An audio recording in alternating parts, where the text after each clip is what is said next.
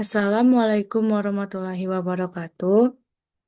Selamat malam. Di sini saya akan mempresentasikan hasil tugas besar saya, yaitu perancangan antena microstrip dengan frekuensi 900 MHz. Sebelumnya, perkenalkan nama saya Suci Aftridianti dengan NIM 11012230026 dari kelas TT 4605. Antena microstrip. Antena microstrip adalah jenis antena datar yang terdiri dari lapisan logam tipis yang disebut pads yang dipasang di atas lapisan bahan dieletrik yaitu substrat dan di bawahnya terdapat ground plane, lapisan tanah logam. Dengan frekuensi 900 MHz, substrat dengan jenis FR-4 dengan setebal 1,6 mm. Sebelum kita merancang antena, kita melakukan perhitungan dimensi awalnya, yaitu yang pertama ada patch. Untuk lebar patch, WP, kita mendapatkan 101,4 mm. Untuk panjang patch, LP, kita mendapatkan 80,7 mm. Yang kedua yaitu ground plane. Panjang ground plane, LG, kita mendapatkan 90,3 mm. Untuk lebar ground plane, WG, yaitu 111 mm. Yang ketiga yaitu ada pit line. Untuk lebar pit line WF kita mendapatkan 2,8 mm. Untuk panjang pit line LF yaitu 1,8. Nah, setelah kita melakukan perhitungan, kita lanjut ke perancangan antena. Pertama kita buka aplikasi yaitu CST. Selanjutnya kita membuat project baru. Nah, cara membuat project barunya itu kita pilih di new template, selanjutnya kita pilih microwave dan RF atau optical, selanjutnya kita pilih antena. Selanjutnya kita pilih planar antena, microstrip patch, dan solvernya time domain. Selanjutnya kita menentukan unit dan rentang frekuensinya, yaitu 800 MHz sama 1900 MHz, agar kita dapat frekuensi tengah yaitu 900 MHz.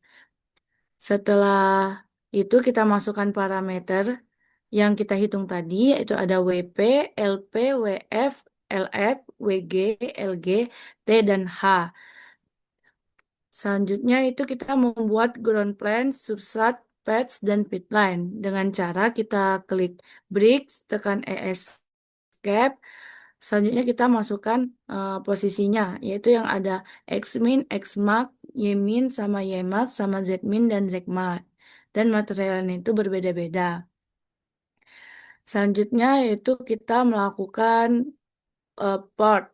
Nah, caranya itu kita dengan ke bagian bawah permukaan fit line.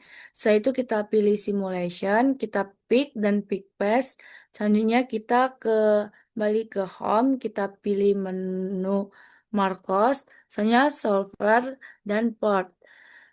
Setelah itu kita calculate, setelah selesai kita lakukan simulasi. Setelah dilakukan simulasi, kita bisa mengecek parameternya, apakah sudah baik atau belum. Nah, dari hasil yang kita hitung tadi, ternyata kita menghasilkan antenanya kurang bagus, parameternya belum bagus, seperti S11 atau return loss itu tidak di bawah -10. Sehingga caranya itu kita dengan bisa menggantikan WP sama L LP-nya atau WG sama LG-nya.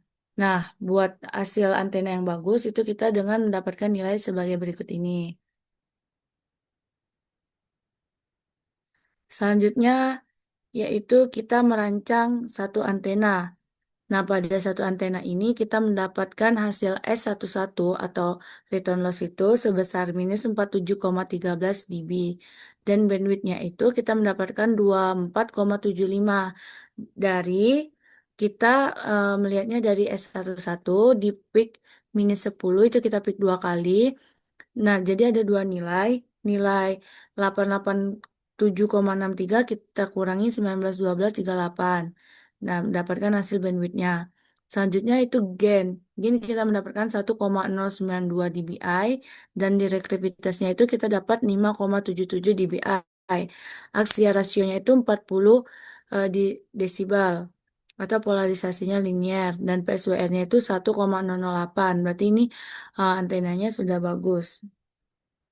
Setelah antenanya sudah bagus, maka kita bisa melanjutkan next pembuatan, yaitu membuat 3 antena. Nah, di 3 antena ini kita melihat juga arus uniform tanpa beda fasa, arus uniform beda fasa 90 derajat, arus uniform beda fasa 80 derajat, dan arus binomial tanpa beda fasa. Itu kita melihat nilai return loss-nya, bandwidth, gain, direktivitas, dan polarisasi, yaitu sebagai berikut di tabel. Return loss rata-rata itu kita mendapatkan di nilai minus 18 dB. It- Returns tidak berpengaruh signifikan karena merupakan karakteristik masing-masing antena. Dan bandwidth itu rata-rata kita mendapatkan di 21 MHz. Juga tidak berubah karena merupakan sifat individual antena. Gain dan direktivitas arus uniform tanpa beda fasa menghasilkan gain rendah karena efisiensi antena tunggal rendah juga. Dan konfigurasi dengan beda pasar dan arus binomial, kita menghasilkan gain dan directivitasnya lebih tinggi. Karena ini BEM formingnya difokuskan ke satu arah, meskipun efisiensi tidak berubah. Nah, polarisasinya, semua konfigurasi menghasilkan polarisasi elip. Polarisasi ini tidak mempengaruhi performa karena merupakan sifat individual antena. Selanjutnya kita merancang 5 antena. Eh, dalam 5 antena ini kita juga melihat arus uniform tanpa beda fasa, arus uniform beda fasa 90 derajat, arus uniform beda fasa 80 derajat, dan arus binomial tanpa beda fasa. Kita juga melihat nilai return loss, bandwidth, gain, directivitas, dan polarisasi. Return loss dan bandwidth itu dia tidak berubah. Di return loss itu rata-rata di minus 18 dB, dan bandwidth itu 21 dB. Yang berubah itu hanya gain dan direktivitas. Arus uniform tanpa beda fasa menghasilkan gain kecil akibat efisiensi antena tunggal yang rendah. Konfigurasi dengan beda fasa dan arus binomial menghasilkan gain dan direktivitas lebih tinggi karena beamformingnya ke satu arah, meskipun efisiensi antena tidak berubah. Polarisasinya juga semuanya menghasilkan polarisasi elips. Perubahan fasa dan arus meningkatkan gain dan direktivitas, sementara return loss dan bandwidth dan polarisasi tetap bergantung pada karakteristik masing-masing antena. Selanjutnya kita melakukan perbandingan antara antena 3 susun dengan antena tunggal. Nah, pada hasilnya itu sebagai berikut.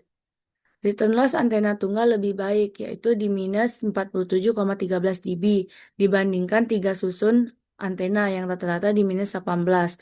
Namun, perbedaan ini tidak signifikan karena merupakan karakteristik masing-masing antena.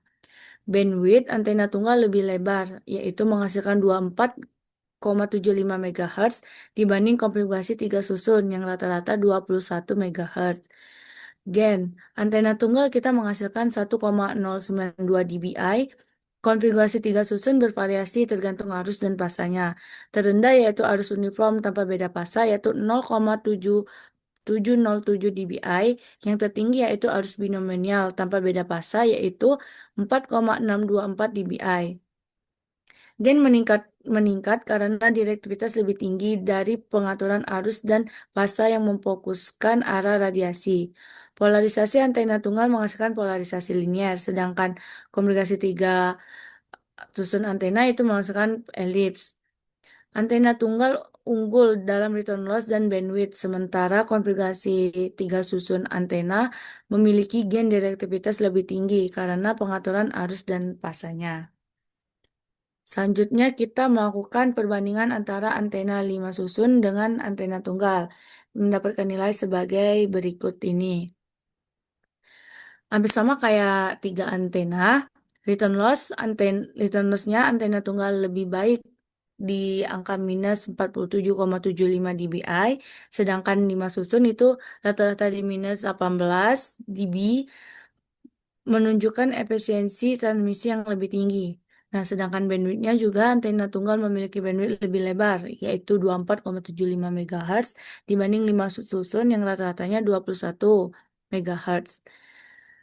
sehingga lebih fleksibel dalam penggunaan frekuensinya. Gen dan direktivitas. Antena 5 susun unggul dalam gen dan direktivitas. Gennya tinggi, yaitu di 5,894 dBi, direktivitasnya itu ya 12,59 dBi. Karena hal ini karena efek beamforming dari distribusi arus dan fasa. Antena tunggal memiliki gen lebih rendah, yaitu 1,092 dBi, namun diperoleh secara alami dengan efisiensi stabil. Polarisasi antena tunggal itu polarisasinya linier, nilainya lah 40, lebih ideal dan dalam kualitas sinyal. Nah, sedangkan antena 5 susun itu polarisasinya elips dengan nilai lebih rendah. Antena tunggal unggul dalam stabilisasi, efisiensi, dan kualitas sinyal. Sementara antena 5 susun itu dia lebih baik dalam pengaturan arah tertentu melalui pengaturan arus dan fasa. Kesimpulan, antena tunggal menunjukkan performa keseluruhan yang lebih baik dan stabil dibandingkan konfigurasi antena 3 dan 5 susun, dengan return loss dan bandwidth yang lebih unggul, serta polarisasi linear yang lebih ideal. Meskipun antena susun bisa mencapai gain yang lebih tinggi melalui beamforming, gain antena tunggal lebih efisiensi dan lebih alami. Sekian presentasi tugas dari saya. Mohon maaf apabila banyak kekurangan. Wassalamualaikum warahmatullahi wabarakatuh.